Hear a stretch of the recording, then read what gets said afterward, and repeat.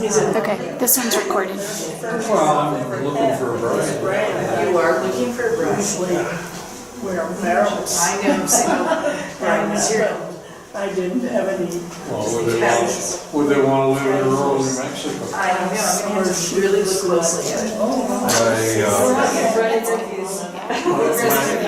history, I spent 6 years in Mexico City teaching finance.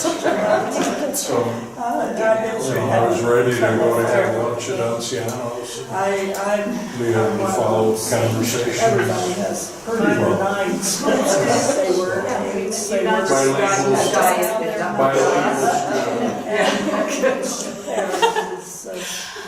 think we'll go ahead and get started. We wanted to leave a few minutes for people to come in, but I'm sure they can still find us.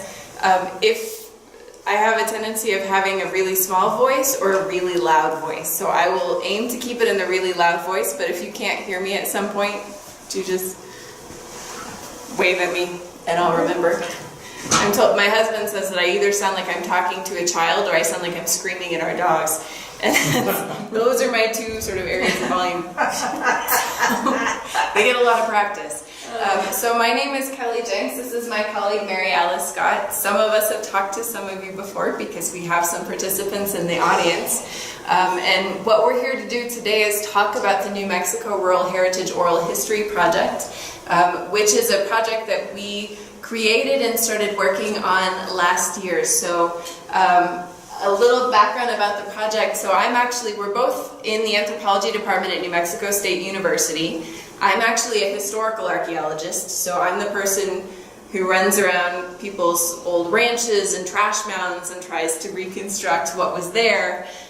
Mary Alice is a medical anthropologist, which means she spends a lot of time working on health and illness at the moment, especially working with medical professionals, trying to understand the different ways that people think about health.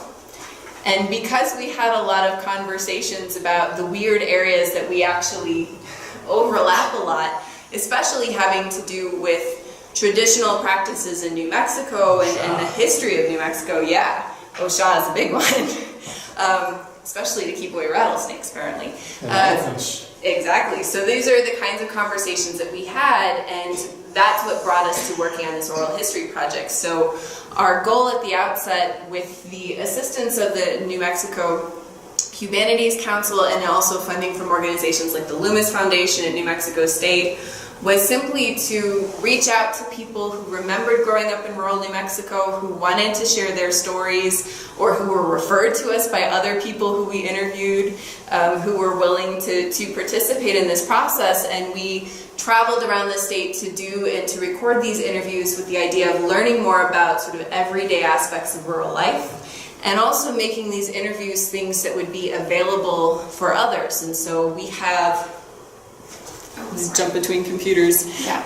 We conducted 27 interviews. We tried to get it as widely across the state as possible, at least of people who answered advertisements that we had, or who were referred to us, or who were people that we were given information for and contacted us and wanted to do it. So we tried to get a wide variety across the state, so that we could talk about the different kinds of rural communities across the state. And we ended up doing 27 interviews. We're only focusing on a subset of those today. We're focusing on the set that are most relevant to this area. So people who either grew up and were talking about their memories of kind of north central, northeastern New Mexico, and or people who are living in this area now, who are most able to come to this talk. And so we're highlighting these particular interviews today, but we are working with this broader collection of these 27 interviews. So we've been giving other talks in the state that focus on interviews from the Las Cruces, southern New Mexico area, for example. We've done those talks, and then all of the interviews are being curated by the New Mexico Farm and Ranch Heritage Museum in Las Cruces. It's a state-run museum, and it has an oral history program.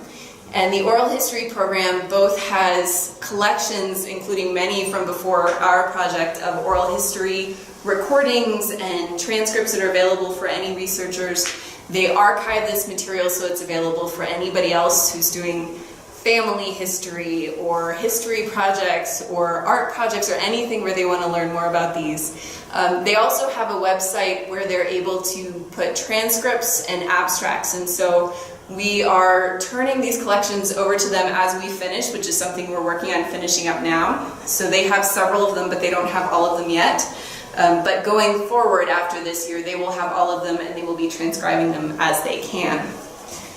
So I also have to say that this project is also made possible because we had 2 students who were helping us, who some of you may have met as well. That's Kayla Brown and Mariah Ballard, who have done their best to set us up with all of the technology and then crossed their fingers and hoped we were able to do it, which so far so good. And then also the importance of acknowledging particularly the New Mexico Humanities Council, which has funding from the National Endowment for the Humanities. They basically provided us with the ability to drive across the state, the gas money to drive across the state to do these interviews. We're really grateful for them. We have to point out that they take no responsibility for any of the stories that we tell you guys about outhouses and castor oil. They don't claim those at all. Yes, sir? The Farm and Ranch Heritage Museum Yeah. provides equal opportunity to mining towns and ghost towns, or It provides, so they're it's... not saying we only want farm and ranch. The oral history program has taken interviews from anybody who's doing oral histories. The focus of the museum and their exhibits is especially on rural New Mexico, but we're right at the base of the Oregon Mountains, so mining histories are part of what they have too. Okay. So I also wanted to just give you a sense. This is a map. The darker dots are places that actually came up in multiple interviews, but so you have an idea of sort of the variety of contexts that we have interviews about, right? So these are, like I said, we'll be focusing especially on the north central and northeast, but we have interviews that cover a variety of places in the state. And so to talk about these, we're actually breaking them into different themes. So because we have a number of interviews that cover sort of a wide variety of topics, we ask about domestic life and farming life and health and community events and community organization, and we can't cover everything in these talks. So what we've done is pick a few themes that seem really important and have good stories in the interviews that we're highlighting, and that's what we're going to be going through and talking about today. So the way that we're going to do this is we start by talking about daily life. We're going to talk a little bit about food, health and healing, rural communities, and then finish by talking about some local perspectives on major events. So the bigger histories we're usually more familiar with, and textbooks oftentimes lack some of these local details of what it was actually like to live through, and so that's where we want to finish up. And I'm going to turn it over to Mary Alice. So we kind of introduce the topic and then we play some of the clips from some of the different... Yeah. So we're going to start with daily life. So I'm just going to kind of give you a little bit of context about just generally what we learned, and then we're going to play some of the clips from the actual interviews, so that you will have a sense of what's available. And this might also, if at the end of the talk, if we have some time, we usually do at the end of the talk, if people have other stories that they want to share, things that these stories that you're going to hear today remind you of, and you want to kind of contribute some additional stories, that would be great.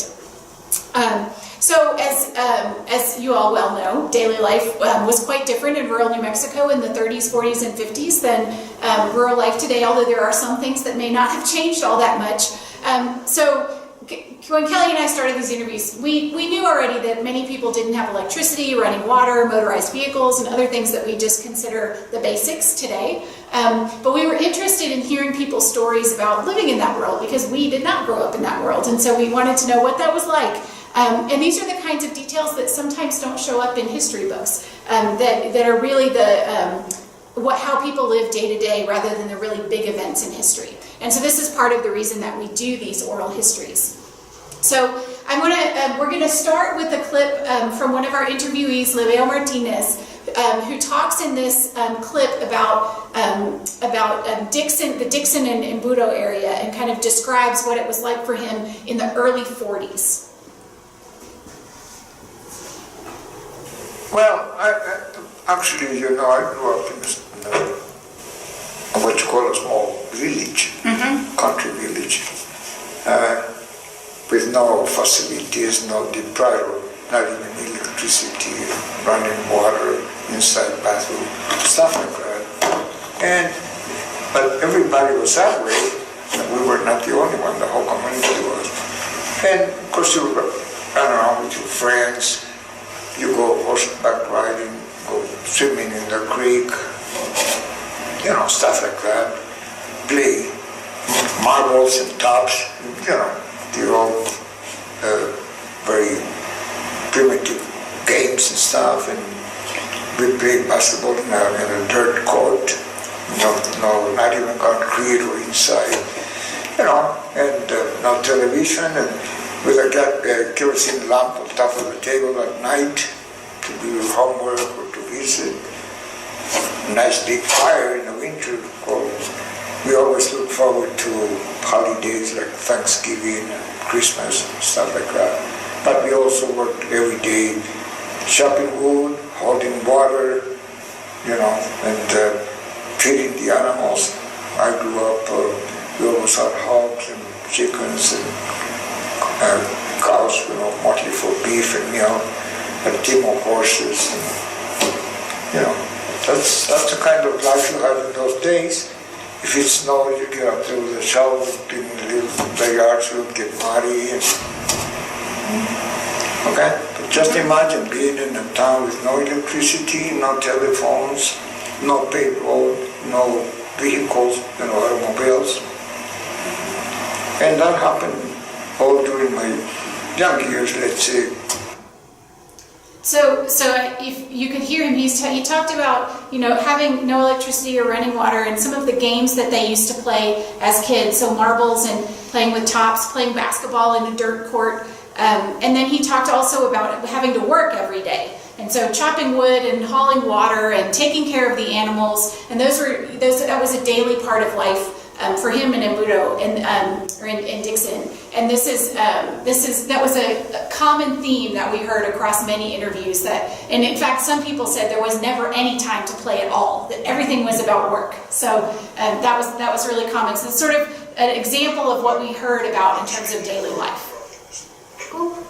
All right. I'm not so good with her computer. I'll talk. You talk. I'll talk this time.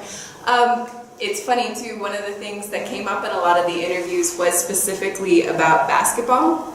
And as somebody who mostly grew up in North Texas, that was interesting to me because I think of football as being the universal sport that everybody played. But in most of the rural communities, basketball was everything. And in fact, we had repeated stories about, which high school team that year had the best basketball team. And in some cases, how people moved from one house to another so that they were actually able to join that school so that they could play on that basketball team. Basketball was bigger than I expected. So the next thing we wanted to talk about is food. This is obviously an important part of, certainly for me, daily life. Something that came up a lot were the different kinds of foods that people ate, things that they remembered, and also how they got them. So what were they growing? How did they have to store them? How did they have to butcher them? I didn't include one of the cuts that we were thinking of putting in here that was talking about butchering, from Mrs. Warren, talking about butchering a cow usually once a year, especially in October, so that it would be getting cold outside so that the meat would preserve, right? If you didn't have a lot of access to refrigeration or any access to refrigeration, these things were important. So the first one that I actually have clipped to play is by Mrs. Lucinda Vigil, which is on remembering tortillas, or memories of tortillas, and how good they tasted and how good they smelled. Oh wait, that's me, that's you. Yeah, that's me. The coffee on the wooden stove was just extra tasty, and it's just, my grandmother would be there making tortillas, and the smell of tortillas in the kitchen was like, that was heaven. Yeah. That was, the smell of that was heaven. And even my mother's tortillas here, because that's what we grew up on, was beans and chili and tortillas. Yeah. So she was constantly cooking tortillas. one of the interviews that I remember too was talking, actually it came up in a couple, were talking about the difference between tortillas that they had as kids that weren't the like thin, flat, somebody called them crackers that we have now, but that they were thick, and sometimes so thick that you would actually split them with a knife to eat them, which is the kind of part of the interview where everybody decides, like, have we had lunch yet? I'm kind of hungry. A second one that on this theme comes from Mary Ellen Warren, who grew up, especially in the 30s and 40s, on a ranch, on the family ranch south of Des Moines in the northeastern part of the state, right? So the biggest, probably the biggest community in the area would have been Clayton. This is sort of further out to Des Moines and south. And remembering in particular all of the different kinds of things that they grew for food, because they grew a lot of the food that they ate on the ranch. And so the wide variety of plants that they grew or that they collected to consume. We had a big garden. I sat here last night and I remember what all we had. And I remember in the springtime we had rhubarb and asparagus. And then we collected the lamb's quarter. It was a wild green that grew, and we got it to cook. And then we planted, you want to know what all we planted? Sure, you've got it written down. Lettuce, cabbage, spinach, Swiss chard, turnips, radishes, beets, carrots, onions, sweet peppers, and an acorn summer squash. And then we had tomatoes, we had beans. I can't remember we raised a lot of pinto beans, and then whenever they dried, well, we would get the straw out of them by putting them up in the air and then letting the wind blow the stuff away. We had English peas. We had Hubbard squash that we raised, and we'd put it in the cellar to use for pumpkin pies in the wintertime. And we put the cabbage in the cellar, and it lasted quite a while. And we made our own sauerkraut from the cabbage. We made hominy from the corn. So when I was doing this interview here in Taos with Mrs. Warren, she was also had all the apricots out and was making apricot preserves, which smelled amazing.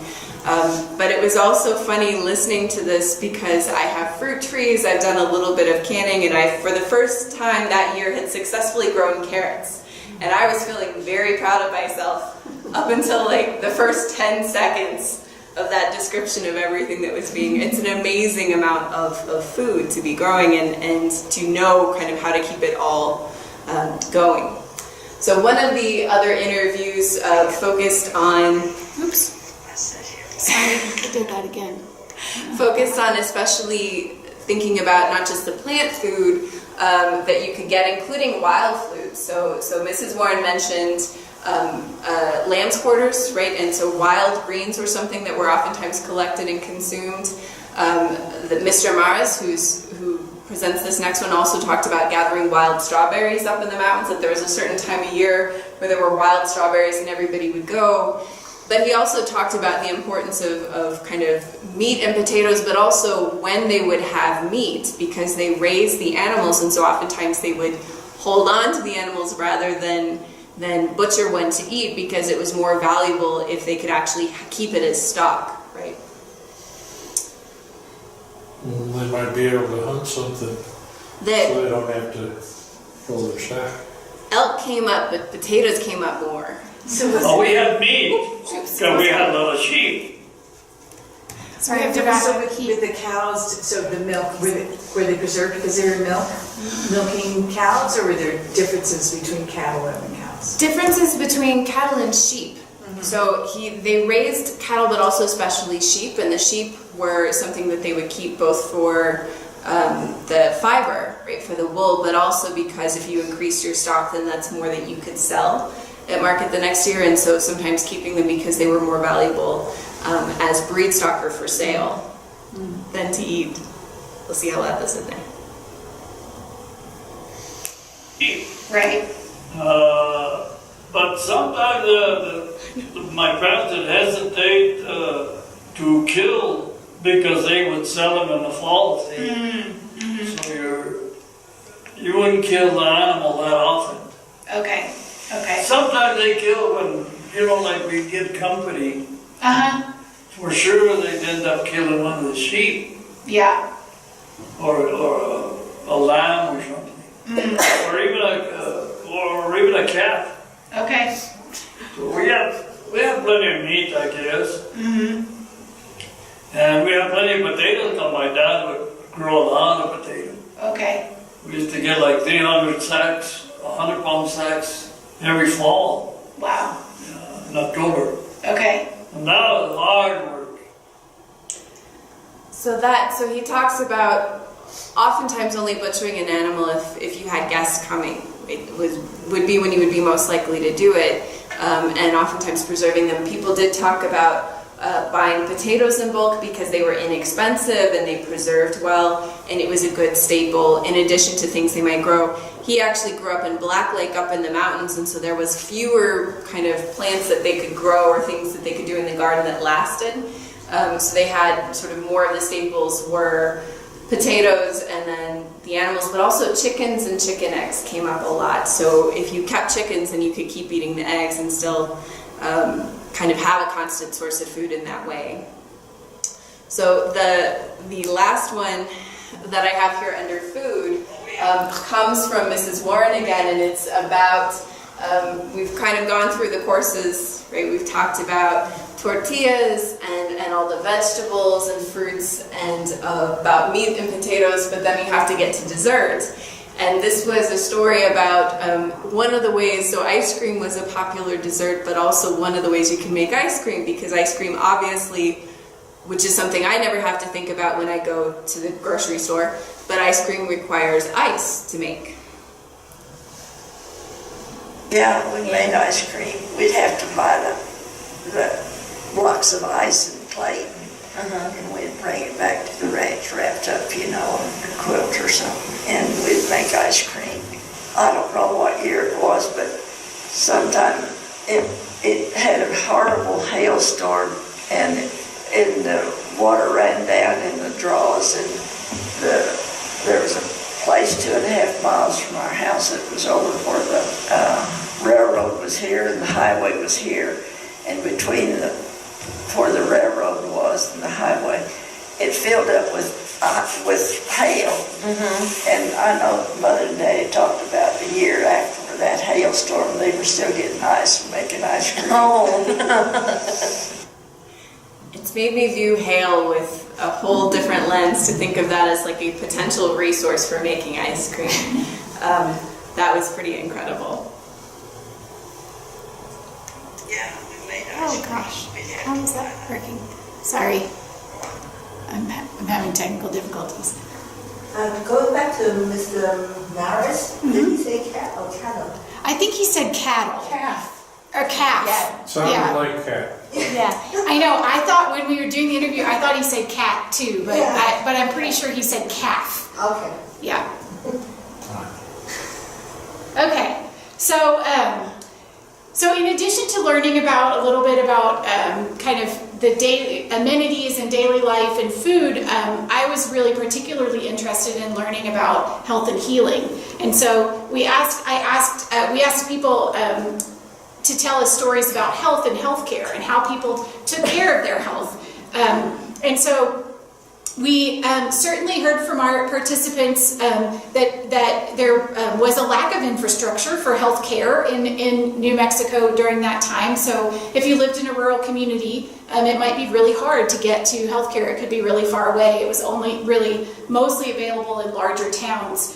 Some towns that we heard about did have doctors who would make house calls, but the really small towns sometimes had a doctor who would come in once a week, or maybe they would always have to travel to another town. And so people tended to take care of a lot of things themselves that we might not be so inclined to do today. And so we ended up learning a lot about different home remedies, as well as learning a little bit about some different cultural perspectives on health and healing. So I wanted to play you a few clips of some of those.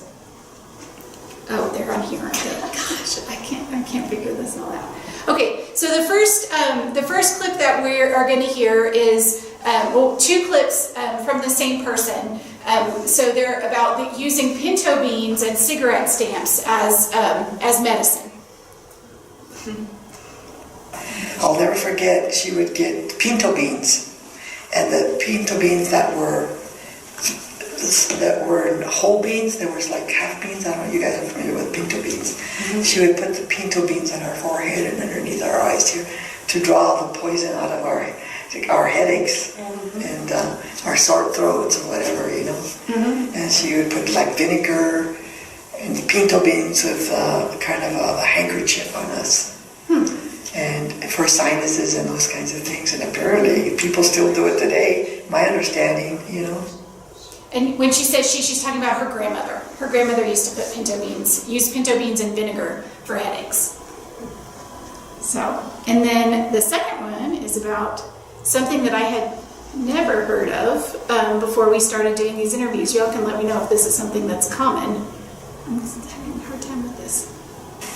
Okay. First on my grandmother and my dad's side, like I told you, she would use the beans and the potatoes and herbs, different herbs, which I don't remember those herbs, but she would, you know, like put it behind our ear here, and I remember her doing that, and we would laugh, me and my sister would laugh. Look at it, Grandma's putting beans on her face. She would plaster it. Oh, another thing she would use, at that time she had smoked, and she would have the little, I'll never forget this, the package of cigarettes, they'd have a stamp on them. A little blue stamp. Do you remember that? She'd easily pull off the stamp. And I don't know why it had to do whatever it meant.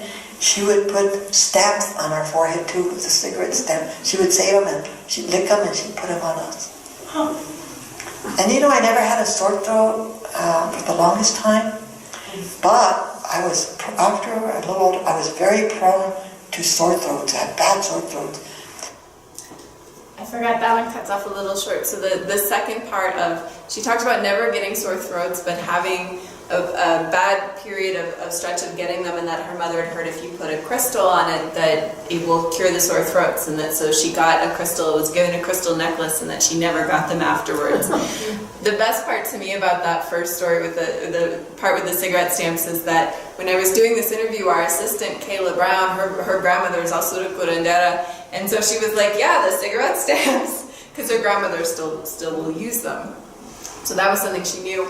I should also explain too, some people had pictures that we scanned as part of this project from all the interviews we did, and when they're relevant, we've included them on the slides, but sometimes we're just choosing things that we happen to have pictures of that give you something to look at more interesting than us.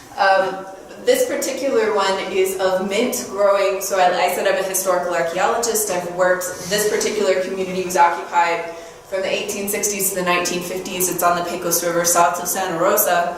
And one of the neatest things we found when recording the site is the old acequia lines coming down. They were spring-fed, coming down from the springs, and mint growing along the acequia lines, because mint came up in many people talking about the uses of peppermint oil or mint tea for when they weren't feeling well. So that was something that would always be grown, and it's still there even though nobody has lived at that site for over 50 years. It's still growing.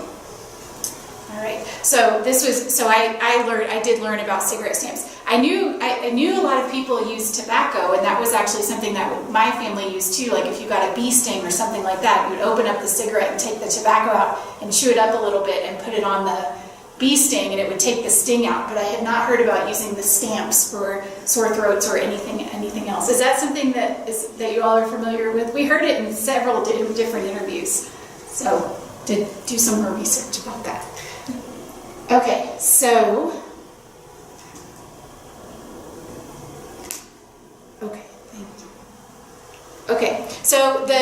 the next clip that we are going to hear is a home remedy to deal with fever. And it's from Lucinda Mejia. One day I was really sick, had a really bad fever. And what made me want to study curanderismo in the first place was my grandmother Uriol. She would soak potatoes in vinegar. And she would put the potatoes and vinegar on my hot head. And I looked like this little Indian girl with potatoes on her head in the bed. So when Lucinda told me this story, it reminded me actually, and this was your grandmother who was a curandera, right? And so it reminded me when I did research in Mexico, in Veracruz, in the southern part of the state of Veracruz, and I was having trouble with migraine headaches at the time, and one of the women in the community dry fried basil and then wrapped it in a bandana with some rubbing alcohol and put it on my forehead. And wrapped it on my forehead, and that was a remedy for headaches. So it seemed kind of similar idea coming from the southern part of Mexico. So it was interesting for me to see some of the connections between the traditional healing practices that I saw in Veracruz, and also some of the things that were happening here, and maybe still are happening here in New Mexico. So what was that, vinegar and rubbing alcohol? So it was basil and rubbing alcohol. So she would take the fresh basil and kind of just dry fry it in a pan until it got really crispy, kind of crumbly, and then she would crumble it up on the bandana and wrap it up and stick the bandana in rubbing alcohol and put it on my forehead. So it was. It worked. It was a miracle. It was a miracle. I think it made me feel better. I'm sure. Placebo effect. Yeah. Although if you think about it too, the thin cut potatoes and vinegar, aside from the scent and the other properties that can make a difference, it's like putting cucumbers on your eyes, right, to get rid of puffiness. Like, it's cool, and it has the liquid in it and evaporates, and especially vinegar, something's going to evaporate more quickly. So if you don't have a refrigerator or freezer that you can stick the little ice pack in and then take it out and put it on your head, like, it's a way to get that cooling, especially in context before you have refrigeration. So it's a really effective. Or just when you don't have refrigeration. So I just did my research in Veracruz about 10 years ago, and there was no refrigeration. So it's So was much of the food dried except for those few times a year that you had meat? when I was working. I'm just thinking, in the time, in my grandfather's time, I was thinking back because they just didn't have they didn't have ice. So everything was done daily. Yeah, so what we learned, we heard a lot from people about different ways of preserving food. So canning, right? People did a lot of canning, a lot of storing foods in cellars or in spaces that were cooler and drier, so where they would keep for longer. Definitely drying meat and drying fruits and vegetables as well. Especially in the north where it is more dry, and there's an existing sort of tradition for that, drying a lot of food was the way that it was stored most often. Later on, with kind of the introduction of canning technology and kind of state efforts to teach people canning, you got more of that coming in. But to can effectively, you not only needed to have all of the jars, but you needed to be able to get things up to a consistent high enough temperature, which wasn't always possible. So drying foods is something that people kept doing for a really long time. Other things that came up were using salt, smoking, although I didn't hear about smoking quite as much as I expected to, but also preserving food in lard. So kind of... Yeah, exactly. Which wasn't something I'd been thinking about. We have one more, right? Yes. Okay. Okay, so the last health and healing clip that we wanted to share with you was also something that was new to me that I learned about. It's a very short clip, but I love it. So I really wanted to include it to play it. So has anybody ever heard of black draught? Is this familiar to you?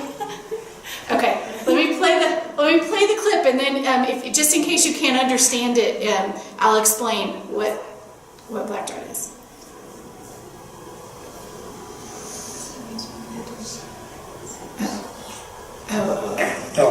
we didn't even know what doctor was.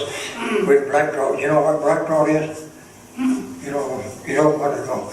Okay. It's a kind of a powder like snuff, Okay. and you take it, Uh-huh. and then you sit on a two-holder all the time. Did you hear the last part? Said you said it's a black powder kind of like snuff, and you take it, and then you have to go sit on the two-holder all night.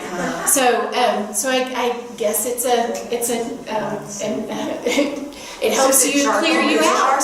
It must be charcoal. So I tried to look it up to find out what the ingredients are, and I'm not sure. I had a hard time finding anything consistent. But if anybody knows, It could be. There was magnesium and some of those that wasn't a different thing. But yeah. So I'm.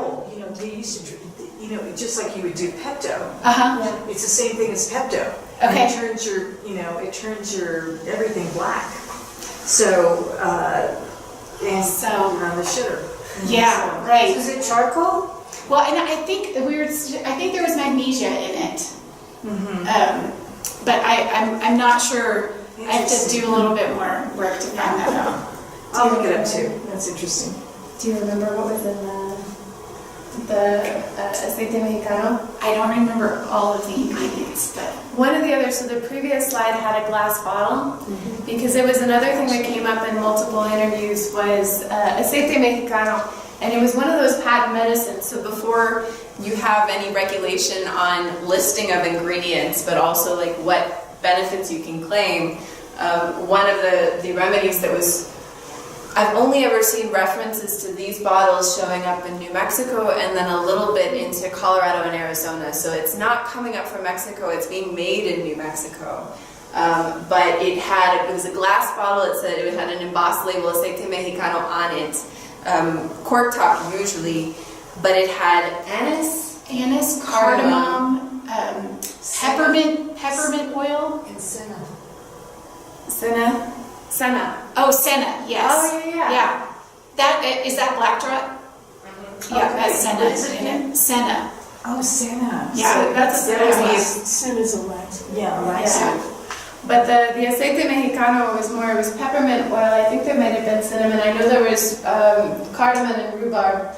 So it was kind of like a liniment. It was, as it was told to me, it was something that like, if your arm hurt, you rub it on your arm. If your stomach aches, you take a shot of it. Like cayenne. That was the other thing. Right, that's what I was thinking. Because I remember thinking that, so there's peppermint oil and cayenne in it. So they seem to be opposing forces there. But yeah, but it was sort of a cure-all remedy, aceite mexicano. So, yeah. Simply because of the need of the laxative. Yeah. What is that? It's a Before you go on, Yeah. I wanted to ask, does medicinal alcohol come up? Yes and no. In fact, so there's one clip that we have potentially for the next talk, which is in the Southeast. It came up in the context of, so one of the things that comes up in different communities is religion and kind of the different religious groupings. And so there was one of our participants who lived in Carlsbad, I remember talking about, he lived with his grandmother and they were one of the Protestant Baptists, I think, and very teetotaler. So there would be no alcohol in the house. They did make it. That was sort of an interesting thing because I have a German background and they make, alcohol is, everybody made wine and beer and that's just how it was done. But they would never have alcohol, bless you, in the house. And so he talked about at one point in time her being ill and the doctor prescribing something, but she wouldn't take it. It was just like take a peach schnapps shot or something like that to kind of calm something down. She wouldn't take it. And so that he wrote her a prescription for something which was basically like peach schnapps but called it something different and said, take this to the drugstore, like gave it to her husband, take this to the drugstore, you tell her it's like a doctor's prescription, you give her one shot and then you take two. Was what came up. So it depended on the household, but yeah, certainly some of those patent medicines had a really high alcohol content, and in fact others of the patent medicines had really high opioid content. Yeah, you go back far enough, morphine was in everything. Yeah. Well, cocaine, yeah. Cocaine was also Cough syrup. in cough syrup, yep. Does anybody remember the old ingredient list or advertisement for 7-Up? Well, Coca-Cola. Coca-Cola had Yeah, cocaine in When it. I was little, they used to give kids a teaspoon of they would make Coca-Cola with the syrup, and then you put the carbonated water in it. And they would give kids the syrup as a cough remedy. Yeah, that would work. It would remedy something. The 7-Up bottles that we find mostly kind of in that patent medicine era, so especially early 1900s and before, will actually say on the bottle that it's a lithiated beverage. It had lithium in it, and which is Well, that would be wonderful. it's used as a mood stabilizer, right? So it's used for if you're have bipolar, lithium is a treatment for that. But it was included in the beverages, and one of the ways that it was marketed, because we'd find it kind of in military context, is like as a hangover remedy. So that's the up part of 7-Up, like it'll pick you back up because it had lithium in it. So, sorry, we got off topic. Is lithium a sedative? No. It's a stabilizer. It's a mood stabilizer. If you're going manic, it'll calm you down. If you're depressed, it'll bring you up. Something, yeah. Although I don't think there's any sort of wider evidence for it being useful As a hangover cure. I think probably actually just drinking liquids at that point in time that didn't have alcohol were probably the things that were helpful. Who needed evidence? So that one comes up occasionally for things that I cover in class or the things that were in sodas, beverages, but the other one that comes up is Lysol, which the cleaning product, which was used to clean very different things in the early 1900s as advertised. Is that? You should say what they are if you're going to say it was used to clean. I do. I realized as I Spill the beans. What were they? I started talking about it, and then I'm like, maybe not for Mexico. It was a douche. It was used as a douche. It was on Facebook a couple of years back. They had all these old things, like the cocaine and Coca-Cola. Yeah. There's some really interesting advertisements for it, but it's changed. I've worked on a dam site that was in construction, that the construction got halted because of Pearl Harbor, so it was from the early 40s, and we were finding all these cleaning bottles, and we were thinking, wow, this is really industrial house cleaning, and then I was looking up the dates of the bottles, and that's how it was being advertised. And so they were they were very conscious of staying clean, but not what I was thinking. So the next sort of shift here is talking about rural communities, and so this is a number of the stories were about some of the specifics of living in small villages, especially because in this area so many of the people who talk to us, some were living out on ranches and had sort of that experience of living largely with your nearest neighbor being several miles away. Others were living in these mountain villages where you didn't have many people, you didn't have many amenities, but you did have neighbors and some interesting kind of rivalries within the neighborhood. So this first clip is from Lebeo Martinez, who grew up again in the 40s and 50s, especially in Dixon in the Embudo Valley. And he was talking about what happened when his father enrolled some foster children in their family initially you had the parochial school, which was run by the Catholics, and then the Presbyterians came and opened a mission school. So these were the two schools, the two options for schooling in town, where you either went to the Catholic school or you went to the Presbyterian school.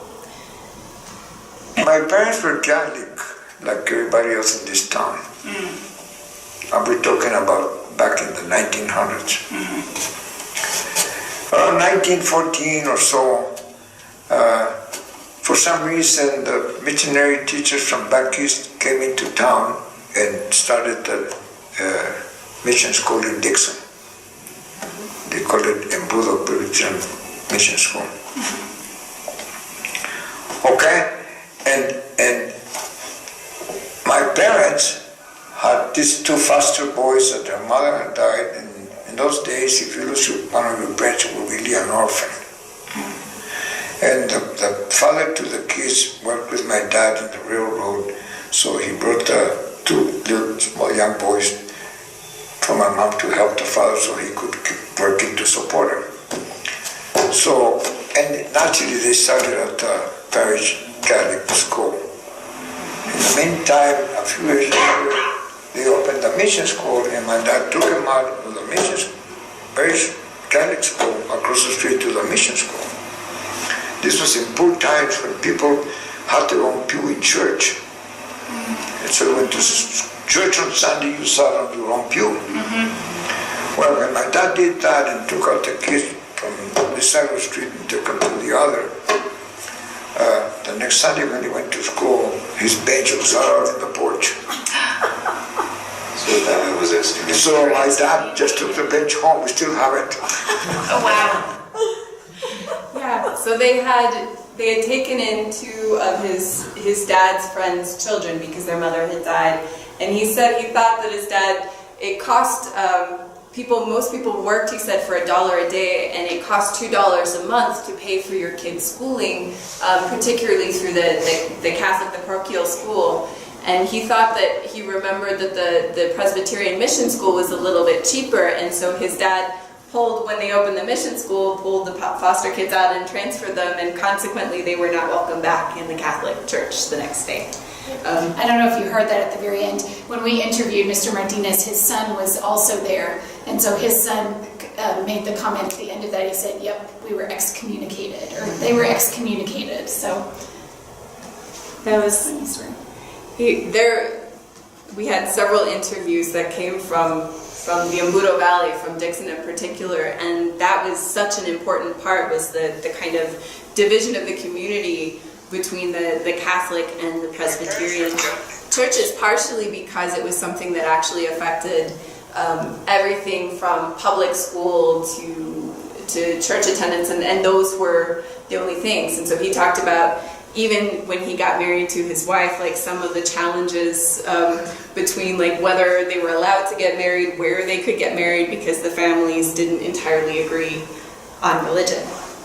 So the second clip was from Amado Maras. Again, he grew up between Taos and Black Lake, but a lot of his earlier memories are coming from Black Lake, back up in the mountains. And he was talking about kind of the different groups that would come in, especially because of blogging, so that they had different people who came in to work in the community where he grew up, and so how you would have kids as school friends that had pretty different backgrounds, and in this case also languages. And the hillbillies that come from Arkansas and Oklahoma to work here. Oh, really? Yeah. Okay. Do you remember that? Oh, yeah. I went to school with one of the boys. Okay. Yeah. He couldn't speak Spanish and I couldn't speak English. Oh, really? You spoke only Spanish? Well, we rode horses all day long. Okay. And had fun and had fights and so on. So I have to say, I'm from Arkansas. When he said the hillbillies came from Arkansas, not all hillbillies in Arkansas. Well, it was also, he talked about going to his interview. He talks about going to his uncle's house because they could get radio, and the radio station's mostly coming out from Texas. So he talked about listening to hillbilly music too. But I think hillbilly is a catch-all for like east of New Mexico. You know, what's interesting is that hillbilly elegy. You know, Yeah. Have you read that? Mm-hmm. It's so good, and it's really not far off base to the culture that we have here when you have poverty. Mm-hmm. And there's a lot of poverty back then. Yeah. People were hungry. Yeah, that's true. Yep. Well, and a lot of the people talked about schooling as well. So we had in several of the interviews, especially kind of in this stretch between, in northern New Mexico, you had a lot of communities that were traditionally Spanish speaking before you had a push towards public education that couldn't be religiously affiliated. And so when you started getting sort of federally funded schools that were mandatory English language, then you also had a lot of kids who only spoke Spanish at home, had only spoken Spanish in church, but were having to learn English in school. We also had some reverses of that same story where we had one of our participants had grown up when he was young in Albuquerque, and then his parents passed away and he lived with a grandmother in Irisari. And so he came at it where he had grown up speaking English, and then had to learn Spanish to be able to talk to his family members and community, and then went to school and then was teaching everybody English again. So there was a lot of that kind of different languages and the challenges of learning them. We have a second clip that also comes from Lebeo Martinez, who's talking about, particularly in communities like his, where initially you just had either the Presbyterian or the Catholic mission school, and it's a small community, you didn't have that many grades, and you didn't have that many opportunities for sort of staying in town and continuing on, and a lot of people didn't complete school or didn't complete school much beyond the 8th grade. In my time, it was an honor to graduate from 8th grade. It was an honor, really and truly. After 8th grade, for some reason the girls got married and the guys went out and started working the railroad or somewhere. Very few people went to high school. I graduated from high school in 1949, and it was still very, it was better, but it was, for example, my class was only 40 kids.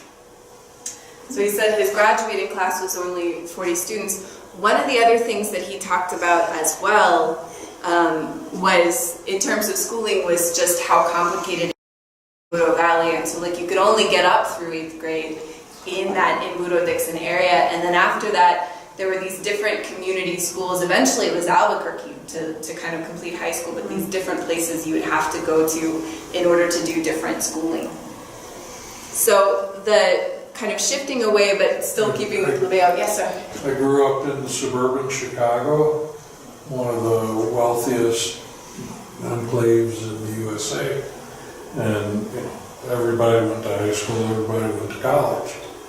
But my parents, my dad was from rural Illinois and my mother was from Little Rock, Arkansas. And so they sat me down and said, well, we've talked it over, we're going to send you on to high school after I graduated 8th grade. Yeah. No, and there still... It was still around, for their generation. It was still, it and I wasn't mean... a universal. I've both in Las Cruces and I lived in Durango before, and those were things that we were still facing as a community too, was where you had, especially after 8th grade, higher and higher dropout rates, and so how to retain students, especially in contexts where there's a lot of pressure for them to be working, right, and getting income for the family. So thinking about the economy, one of the other things that Lebeo talked about that was really interesting, so he later, if any of you know or have met him, he ran the store in Dixon for decades. He's since retired and doesn't run it anymore, although he still lives like 2 houses away. But he ran the store for a long time, so he was telling us a lot about sort of how people would get what they need, and people grew and raised a lot of the food that they used, but they also had to barter some of it away. So he talked about traveling to the nearby town, in this case from Dixon, they would go up to Peñasco with like the surplus things that they had and trading with that community to bring back other supplies. We're going a horse and wagon up the road to Peñasco, which is 12, 13, 14 miles from here. And we take a bunch of fruit, plums, pears, apples, whatever we had, melons, chili, whatever, and trade it for pumpkins and beans and peas and stuff like that. Okay. And then for chickens. For chickens? Yeah. So he talked a lot about actually doing the barter economy. There's one other thing in terms of the rural communities that I thought was important, and also other people brought up pretty regularly in a lot of these farming towns.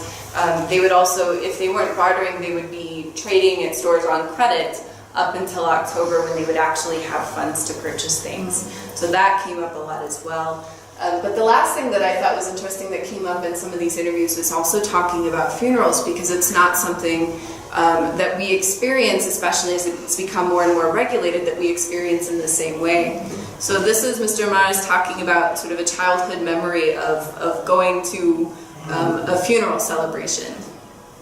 I remember going to one funeral here when I guess I was maybe 4 or 5 years old. And we went in a wagon to the Espinosa Ranch here, about 2 miles. And all I remember is that we got there. Her name was, I can't remember her name. She was pretty old. I remember we got there in a wagon. my dad went, I don't know, a miracle. He was with us at night. We went like in the we got there in the early evening. And I remember all these men had a big bonfire outside. And I remember they were passing a little bottle, probably moonshine. Yeah. Or maybe whiskey, I don't know. Yeah. They were passing it around, and they weren't having any problems at all. Yeah. And the body was inside one of the bedrooms. And one of the men, his name was Valentin Trujillo. He was doing the singing. I guess you've heard of the Alabados. You know, like a chant. Okay. But they were words. Okay. And he was pretty good at it. Yeah. And I remember that he was kneeling down in the room singing to her, like a farewell deal, you know. And I walked in, and this kind of haunting. I was a little scared, but I enjoyed the voice. Oh, okay. Had a real rich voice. Yeah. And I was there like maybe an hour listening. Really? Yeah. And I was going back and forth, and it was already starting to smell. She'd been there like six days. Wow. Out of respect, and everybody was there, you know, neighbors. And then later on, I guess around midnight, we'd come home. But that's what I remember about the funeral. I have to say too, Liveo Martinez talking from Dixon was talking a whole lot about about funerals as well, but also about kind of how quickly the community would have to come together to actually arrange for burials and things. And he and his son was making fun of him for now listening to the funeral home on the radio every morning, getting the updates on sort of, that this had become his habit, and his son, who is a doctor and is just retired, said he started doing it too, so now he can't make fun of his dad for doing it anymore. There was in the Hispanic communities, the job of the hermanos, the penitentes. Yeah. Yeah, very much so. Very good. So They're one of the priests. Yeah, right. So the last group of clips that we wanted to present to you all, and then I don't know how long people want to stay, but we're happy to stay and talk further after this if you all have other stories you want to share. But the last group of clips that we have to present are the local perspectives on major events. So our focus in this project was really very much about everyday life, but something else that oral histories can really also provide us is really unique insight into what it was like to live through some of the bigger events in our history. And these kind of give us a sense of the local day-to-day reality of living during those events. So we have several clips that we want to share. The first one is from Mary Ellen Warren talking about what it was like to live during the Dust Bowl. And this is in New Mexico?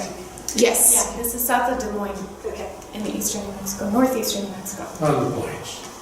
And we got sheep in probably about 1930. We got a bunch of sheep after the drought after the drought. We had those horrible dust storms. And I remember that year that the government came out and shot the cattle because there wasn't anything for them to eat. And I know that Daddy and this man from town stayed up during the night and skinned the calves, and Mother and his wife canned the beef, so we'd have something to eat. And the horses he took them to Alamosa, Colorado, and they stayed up there during the bad part of the drought. And then he brought them home, drove them home. And in the fall, we'd always. I think we had that little extra extra piece by accident. I just want to say we interviewed someone else who was very young during this time, but remembers that same thing happening of the government coming and killing the cattle. But his only memory of it, he didn't really know that it was the government at the time. He found that out later. His only memory was seeing piles of carcasses. And he didn't really know what that was, what was going on at the time. But so it was very early memory. I can't remember how old he was, 4 or 5, I think, at the time. Were there not forts, the forts that could have absorbed the cattle, or I don't know. I think there just wasn't enough. My understanding is that there just wasn't enough to feed them. Oh, yeah. So. Okay, so the next, this is also Mary Ellen Warren. The next clip that we wanted to share is sort of about a couple of different things. And she starts by talking about the second of 2 prairie fires that she remembers, but this is in the context of World War II. So you'll hear about the prairie fires, about her mom helping to fight the fire, but also her brother who couldn't help because he had been a POW and was injured during that time.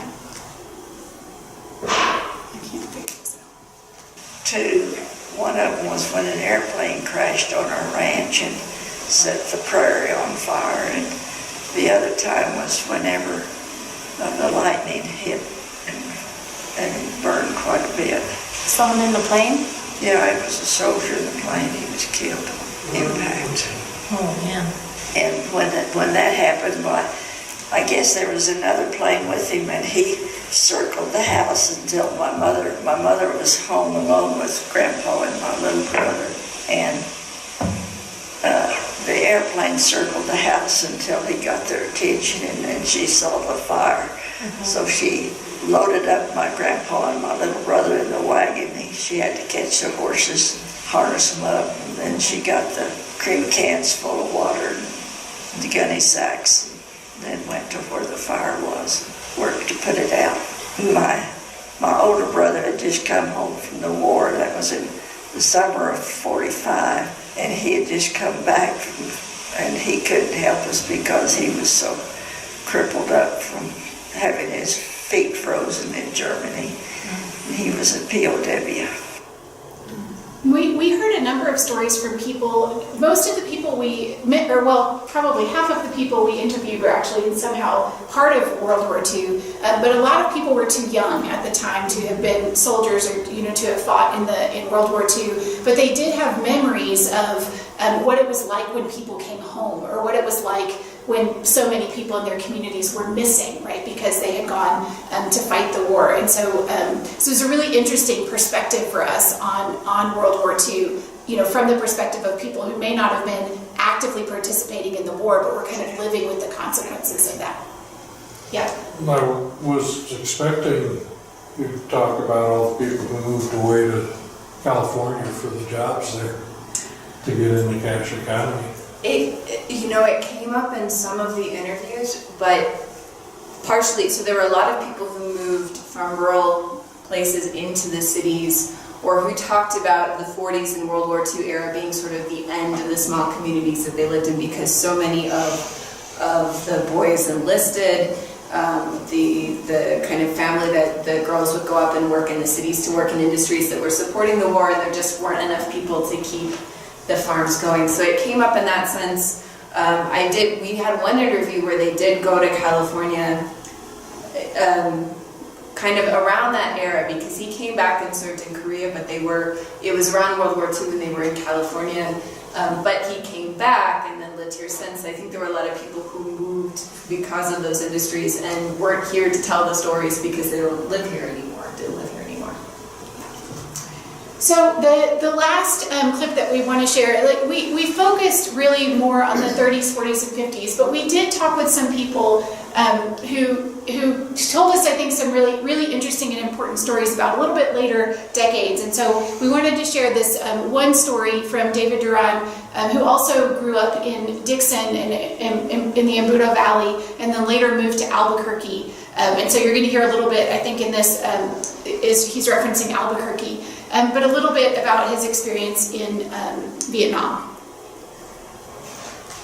They drafted so many people in August of 1969, because the draft was going to end, they were going to go to the lottery, where they pick ping pong balls with numbers on them and associate that with a name. There were so many people drafted that there wasn't enough room for them at Fort Bliss. They were sleeping on the floor in the halls. And there were so many kids there that couldn't even speak English. A lot of Hawaiians were not literate in English that they had drafted. A lot of kids from Puerto Rico who could only speak Spanish were there with us. It was a huge draft. I imagine most boot camps in the country were full of people. The military thought that was the end of their ability to get people into the service. And then I ended up going to Fort Bragg for a year. The reason why I think there was a delay in my orders from boot camp to find out where I was going to go is because I was going to be assigned to a top secret area of the military. So when I finally got to Fort Bragg, my orders weren't even there. I mean, my paperwork wasn't there. It was delayed. They were trying to get a top secret clearance for me, which means the FBI had to go around and do a bunch of research on me, I suppose. And just this is David Duran on this side. I also, just to not end on a low note, he also told us a story about coming back from Vietnam that I thought was really interesting. So a lot of, you all are probably well aware, a lot of people, soldiers who came back from Vietnam were not really welcomed back. There was a lot of conflict, a lot of protests, a lot of people who really felt that the Vietnam War was wrong. And so when he was aware of that, when he came back and did experience some of that early on, but he had worked for a newspaper in Albuquerque before he left. And when he came back to Albuquerque, he tells the story much better than this, so I'm going to really quickly summarize it. They sort of they gave him a surprise party, and so they had food, and everybody from the newspaper came, and they actually printed the front cover of the afternoon edition of the paper, had his picture on it and said, "Welcome back, Dave." And so he told that story as saying that, not very many soldiers who came back from Vietnam had that kind of experience, or were able to have that kind of experience when they came back, and he thought, and that was a really special experience for him, and a special moment for him that he came back and was embraced by his work community in that way. Okay, so we also, if you all have time, I know it's after 3 o'clock, but we should I just do this part here? See what people remember. Okay, let me just tell you a few things about I think we said this at the beginning, but just to reiterate, we have 27 interviews. They all at least 2 hours. Almost all of them are at least 2 hours. So there's much more in the interviews than what we were able to share today. Those are going to be at the audio is at the Farm and Ranch Heritage Museum now. If you're in Las Cruces and you wanted to go listen to it, you can do that already now. And as Kelly said at the beginning, we will also have transcripts and abstracts of all of the interviews available online if you're interested in seeing those through the Farm and Ranch Heritage Museum website. And so we just want to thank so much the people who participated. Lucinda Vigil is here today, Mary Ellen Warren is here today, who both participated in our interviews, and we really appreciate people sharing their stories. We learned a lot about rural New Mexico, and it's something that we hope that we are going to be able to continue to share. Another, other than just learning about rural New Mexico, another really important part of the project for us is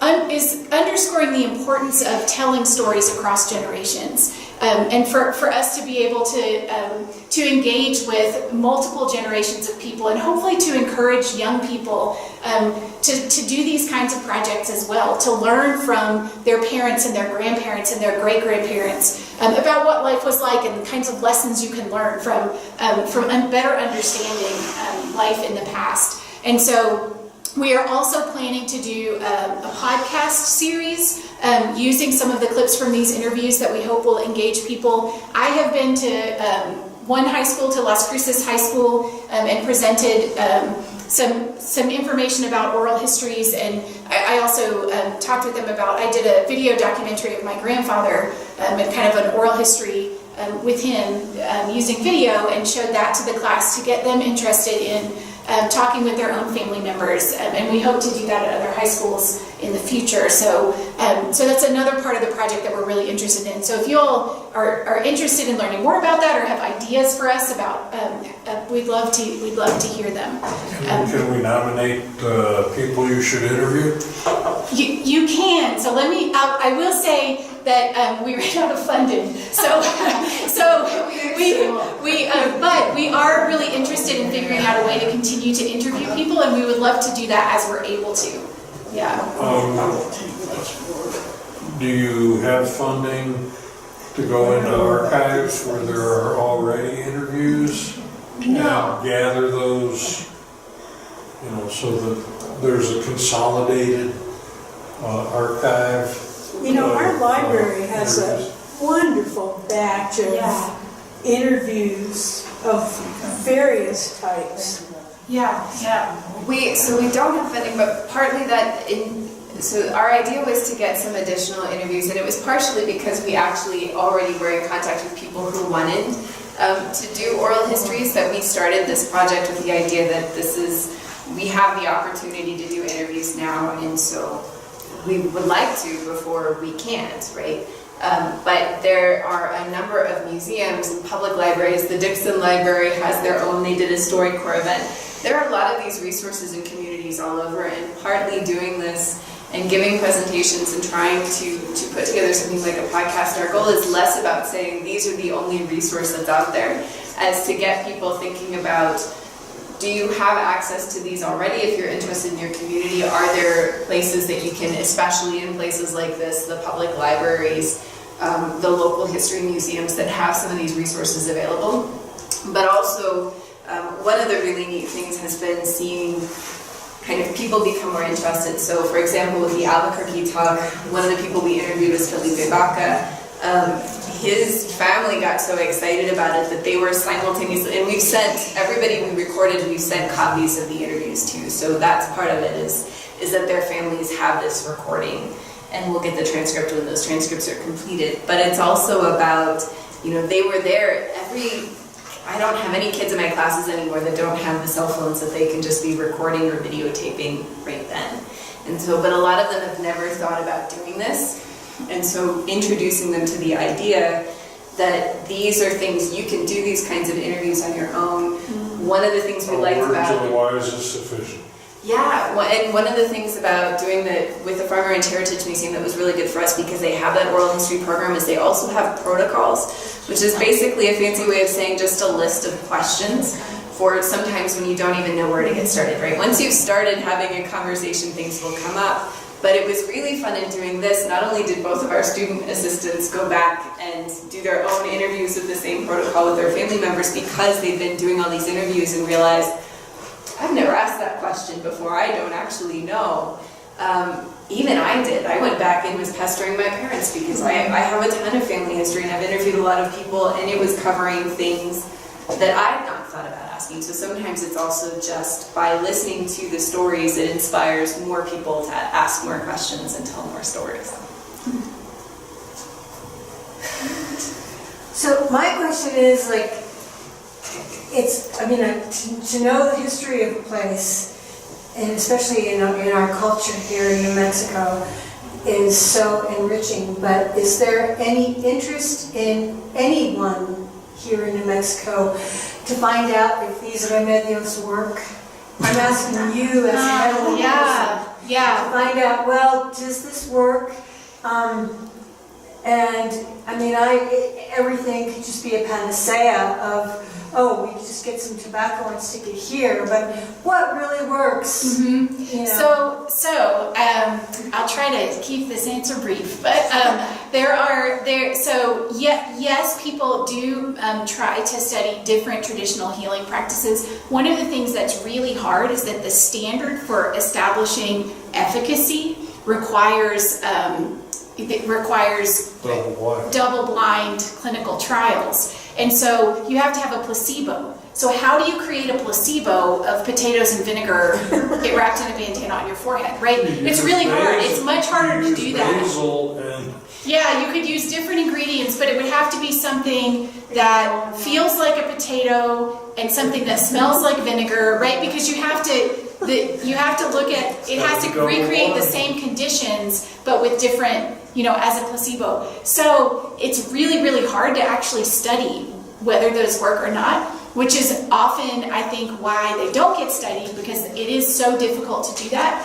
The one healing tradition that I know that where they have been pretty successful in developing placebos, which I do not know how they do this, is in Ayurveda, which is an Indian traditional medicinal practice. And so maybe there's a possibility to use some of the strategies that they used in developing those studies to study some other traditional practices. But for example, one of the studies of Ayurveda did demonstrate that the traditional treatments for rheumatoid arthritis that are used in Ayurveda are just as effective as methotrexate, which is a medication that's often used in the United States, but it doesn't have any of the side effects of methotrexate.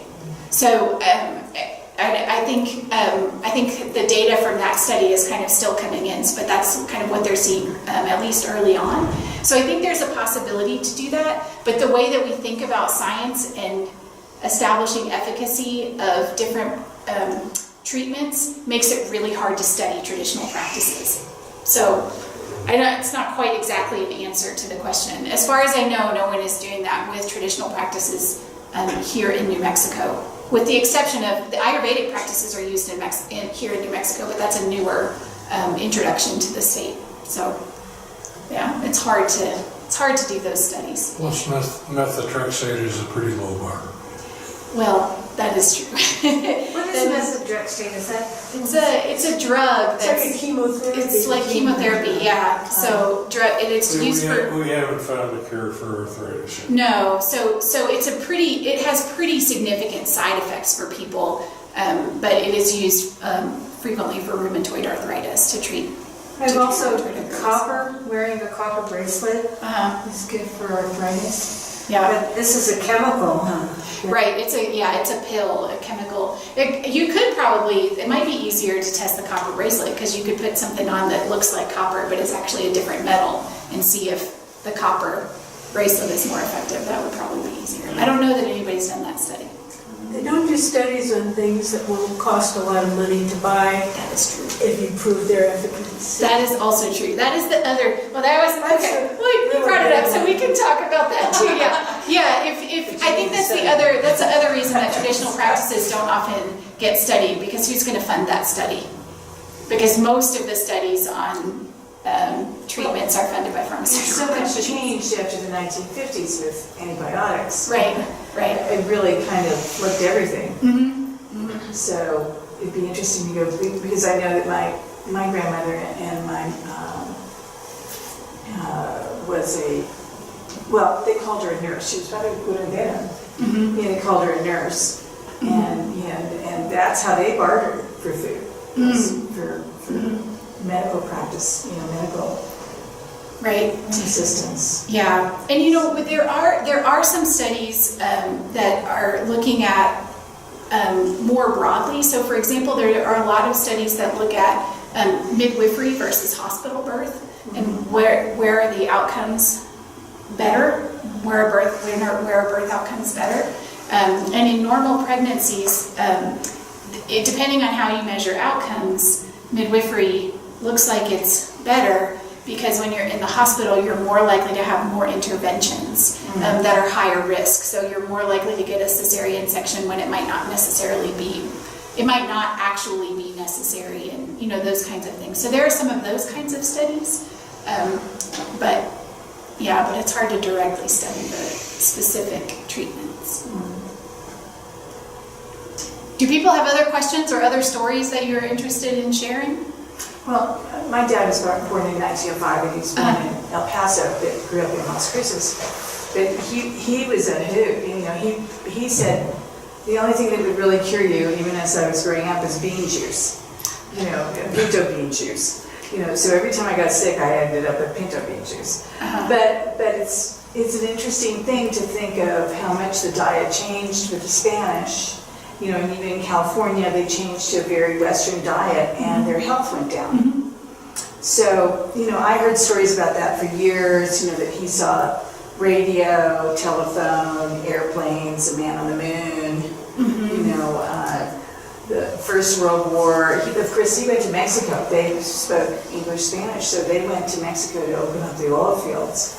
Wow. And then into South America, because they spoke Spanish out of New Mexico, because there were no jobs. You know, after World War I, there was nothing to, and they were too young for the war, and World War II, they were too old. Yeah. So it's interesting to see where they migrate, you know, to make a living. You know, they had nothing. Yeah. You know, there's a lot of children and not much to eat. So, yeah. Have you been able to interview any American Indians who? No, so Kelly, you might be able to talk a little bit more about that process. So partly it has to do, so we placed flyers and contacted mostly senior centers and worked with colleagues who already had outreach that made some contacts. We also, there were some, if people mentioned who we interviewed, mentioned somebody to refer, we would contact them. We also had some kind of news releases that got circulated more widely, and people who contacted us through those. So some of the sampling method was just kind of, I guess, basically whoever expressed interest. Well, very private. But there's also complications with if somebody contacted us who wanted to do an interview and this person was Navajo living in Albuquerque, they could. If it's on the reservation, if they live on the reservation, so we as university faculty had to go through the institutional review board because we're interviewing people.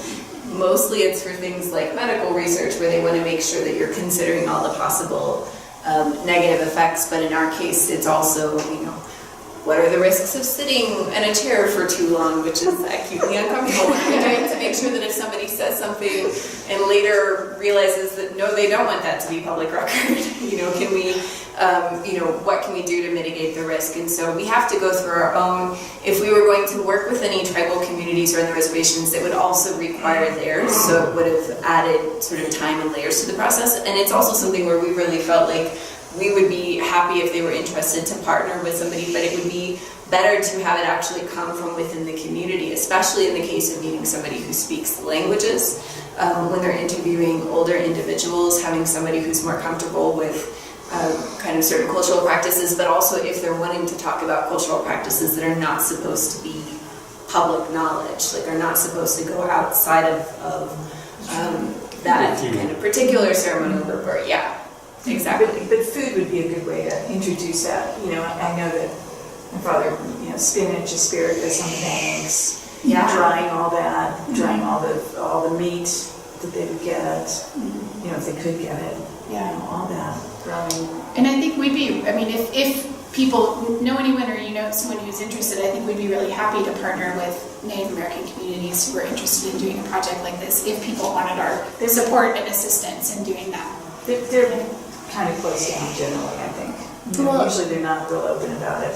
And one of the things that we have talked to, because we have had some contacts reach out, and one of the things that we've talked about as well is one of the things that we can do with the project we have is just if people have oral histories that are available that they want to make sure more people know about, that's something that we can make sure to highlight in these talks. And then with the trying to work on a podcast, our idea behind that was we have some sound clips that relate to some narratives, and that we could put together a pretty short 10 to 15 minute kind of recording for public radio stations or things like that. And those, because it's really extending beyond this project, if there were other ones that people knew that they wanted included, like there's nothing preventing us from doing those things. It's just a way of kind of getting some of the stories that we've been doing in these talks, but getting them to a different audience that might not come to the talks or might not know about them.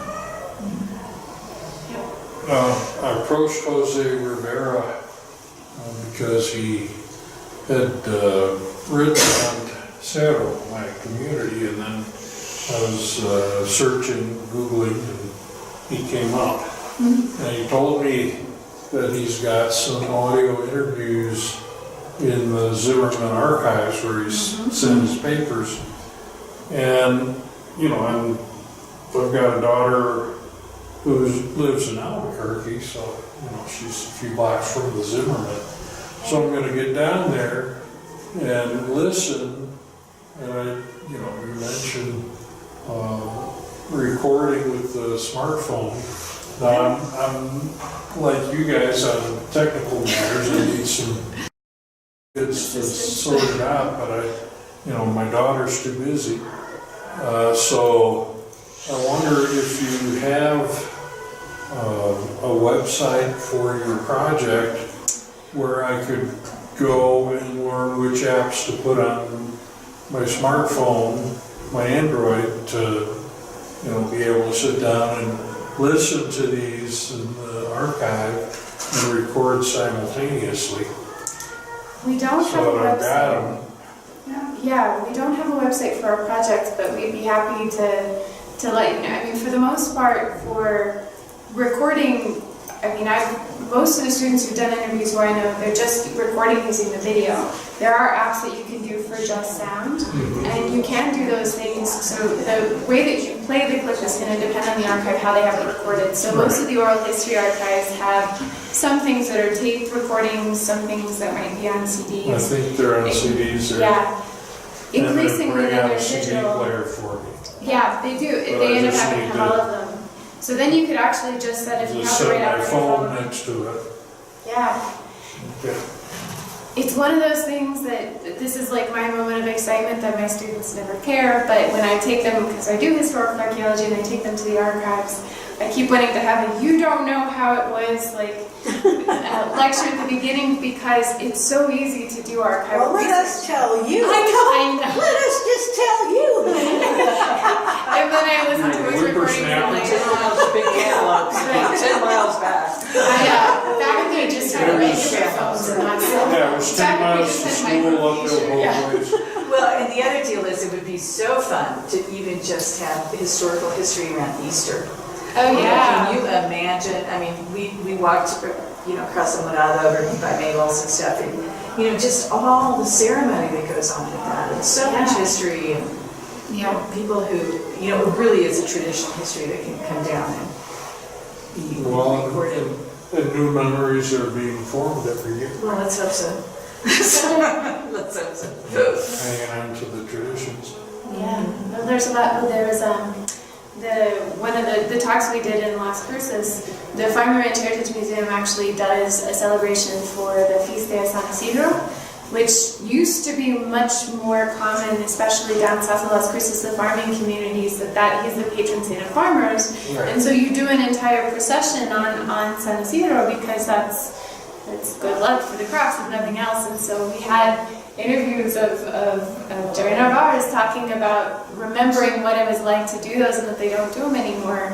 But one of the great things is that the museum does, and so it is starting to, people are still doing it and starting to get interested in doing it again. Well, irrigation alone, just irrigation. Yeah. And then we're trying to restore sapiens here in Pitcairn I don't know when Park. the feast day is. I forgot. I've forgotten. I know it's summer. It's coming up. I don't know when it is, but yeah. I know. The thing that stuck in my head was that he had chocolate. I know. That's. So the protocol with the questions to ask is at the Farm Ranch website. On their website. You can access that. And they have several different ones. So they have kind of, we created our own, although we did definitely borrow heavily from one of the ones they have, which is on rural heritage, and so it is a lot of questions. Mostly it's just something you can look through that can remind you of, oh, I never would have thought to ask about trash disposal, but that's a really good question because now I'm realizing I don't know. So it's got several different kind of questionnaires they prepare for different projects. It's really, you can use them or not, but if nothing else, they give you sort of some ideas of things you might ask. Yeah, it's on their website. We've probably tested the limits of everybody's backsides in these chairs. Well, thank you so much. Thank you all for coming. We really appreciate it. Really appreciate it. Thank you for shaving up all this time. It's a lot easier. We drove up from Las Cruces this morning. This is great. Yeah, It's good. Yeah. Sitting for 6 hours.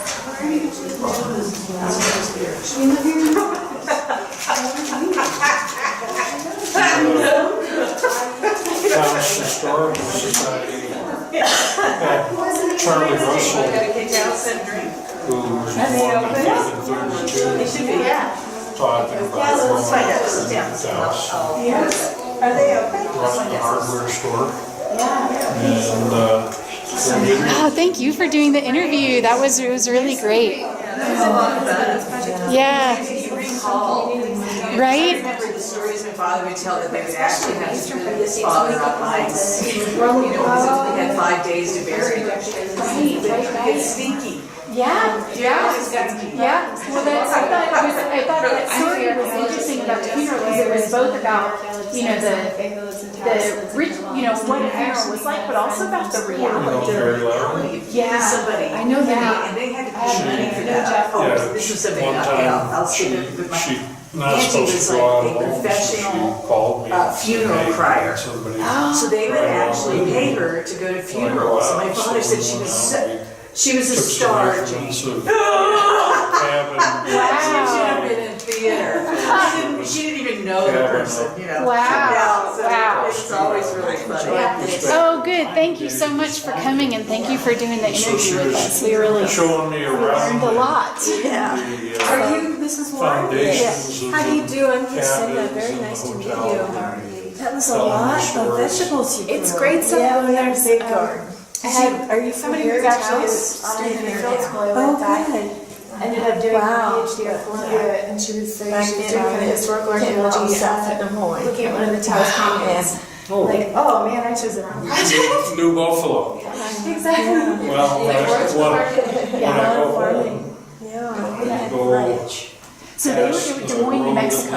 Oh, Des Moines, New Mexico. Yeah. It's halfway between Clayton and Bridge is the Rockville. Black Rock Oh, Hospital. wow. Yeah. So We it's live like, just south of I go Sarah. there. That's really pretty have a there. nice soak on the way home. Yeah.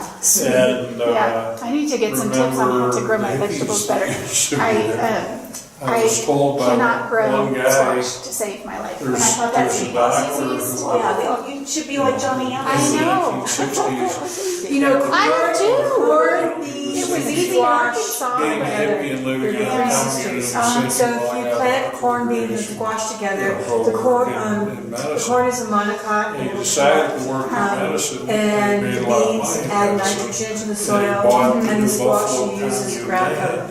So maybe you need to put those, Preserving 3 of those seeds in your. the things Yeah. that are there Yeah. to preserve. But there might be critters too. I was also I wondering if you heard just from don't one have of enough the bees. people that lives on can grow his I land have 2 and actually raises raised sheep. beds. And I grow He tells me, beets and carrots. yeah, back in one, the and day, the other one I grow you know, spinach. there were far fewer rocks that people had Spinach, dumped I in the have spring. done The spring spinach was and kale and much Swiss bigger- chard. Bigger, Grow like could easily fit 30 acres. Yeah, They arugula didn't keep too. it in Albuquerque. Arugula Yeah, in Las So Cruces. You guys things are down- change. Are you in Cruces? We're But you in hear Taos. stories you guys- about We can the grow it old on here. days. Year round. I Yeah. find it fascinating. So, Did you find out? A bunch of this stuff has been in